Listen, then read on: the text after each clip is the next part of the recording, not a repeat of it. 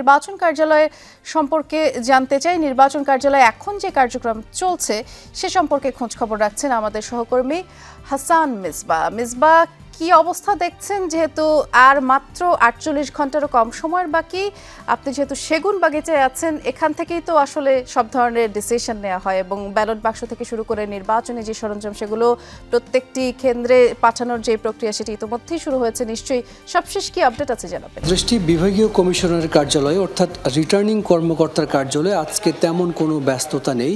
ভোগান্তি ভুলে চলে আসুন রিগালে, ওয়ারেন্টি সহ স্টাইলিশ কালেকশন নিয়ে রেডি রিগাল ফার্নিচার। এখানে যে আনুষ্ঠানিকতাগুলো ছিল সেগুলো শেষ করা হয়েছে।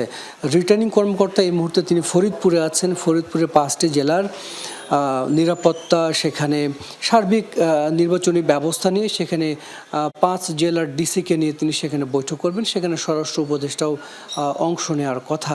অর্থাৎ ঝুঁকিপূর্ণ যেসব কেন্দ্র আছে, সার্বিকভাবে নিরাপত্তা ব্যবস্থা এবং ঝুঁকিপূর্ণ কেন্দ্রগুলোতে কিভাবে কি ব্যবস্থা নেওয়া যায় এবং নির্বিঘ্নে ভোট অনুষ্ঠিত করা যায় সেই বিষয়গুলো নিয়ে মূলত সেখানে বৈঠক অনুষ্ঠিত হচ্ছে। আর আজকে এখানে ঘণ্টাখানেক আগে পোস্টাল ব্যালট যেগুলো ছিল, যারা প্রবাসীরা আছেন, যারা ভোট দিয়েছেন, তাদের অর্থাৎ এই রিটার্নিং কর্মকর্তার কার্যালয়ে যে 13টি আসন আছে, সেই 13টি আসনের অধীনে যেসব প্রবাসী আছেন তাদের ভোট পোস্টাল ব্যালটগুলো এসে উপস্থিত হয়েছে। ডাকযোগে সেগুলো এখানে এসেছে এবং তারা এই কর্মকর্তা যারা এখানে আছেন তারা সেগুলো রিসিভ করেছেন এবং সেগুলো পরশুদিন বিকেল অর্থাৎ ভোট শেষ হবার পরে যারা বাংলাদেশ থেকে ভোট দিচ্ছেন তাদের সাথে প্রবাসীদের সেই ভোটগুলো সেটি গণনা করা হবে। সেই পোস্টাল ব্যালটগুলো এখানে এসে উপস্থিত হয়েছে। সার্বিকভাবে আসলে এখানে সব ধরনের প্রস্তুতি সম্পন্ন করা হয়েছে।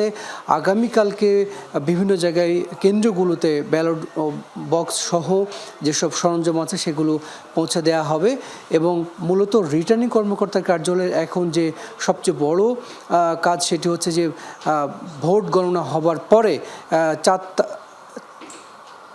ভোট গণনা শেষ হবার পরে মূলত বিকেল 4:30 আগামী পরশুদিন এখান থেকে আনুষ্ঠানিকভাবে ফলাফলগুলো জানিয়ে দেওয়া হবে। এখানকার এই ঢাকা মহানগরে যে 13টি আসন আছে সেই আসনের ভোটের ফলাফল এখান থেকে জানানো হবে। দৃষ্টি, ধন্যবাদ। আপনার সাথে বৃষ্টি যোগ দিয়েছিলাম। হাসান মিসবাহ জানাচ্ছিল আমাদেরকে রিটার্নিং অফিসারের কার্যালয়ের যে সবশেষ পরিস্থিতি।